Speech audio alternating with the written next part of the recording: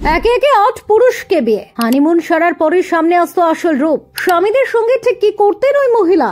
ঘটনার সামনে আসতে চমকে উঠল নাগপুর পুলিশ। বিয়ে নিয়ে প্রতিটি মানুষেরই কত না স্বপ্ন থাকে, কিন্তু সেই স্বপ্নের বুনিয়াদ যে এভাবে কখনো ভাঙতে পারে তা বোধহয় কেউ দুঃস্বপ্নেও ভাবতে পারে না।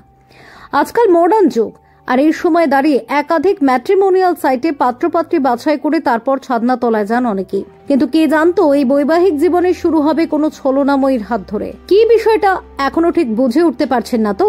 তাহলে আসুন একটু খোলসা করে বলা যাক।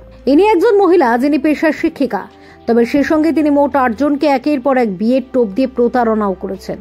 তাই তাকে প্রতারক বললেও বোধহয় ভুল বলা হবে না। পুলিশ সূত্রে খবর, ওই ঠগ বধূর নাম সামিরা ফাতিমা।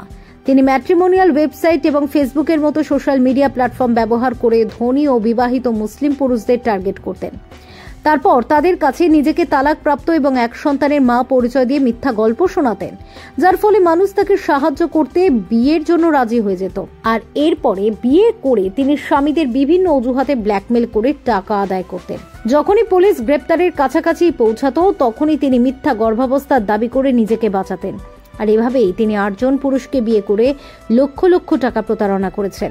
তবে নভেম্বর বিয়ে করতে গিয়ে পুলিশের ফাঁদে আটকে যান লুটেরি কোণে।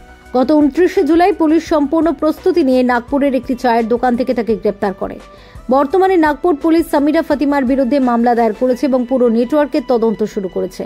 পুলিশের সন্দেহ তিনি গত ১৫ বছর ধরে প্রতারণা করে আসছিলেন। তিনি একা নন, একটি সংঘবদ্ধ চক্রের সঙ্গে মিলে এই ষড়যন্ত্র করতেন। পুলিশ সূত্রে পাওয়া প্রাথমিক প্রমাণ অনুযায়ী ফাতিমা একজন শিকারের কাছ থেকে ৫০ লক্ষ টাকা, অন্যজনের কাছ থেকে ১৫ লক্ষ টাকা হাতিয়েছেন। এই টাকা তিনি নগদ এবং ব্যাংকে স্থানান্তরিতের মাধ্যমে আদায় করতেন। তার একজন স্বামী দাবি করেছেন তিনি ভারতীয় রিজার্ভ ব্যাংকের সিনিয়র কর্মকর্তাদেরও তার জালে ফাঁসিয়েছিলেন।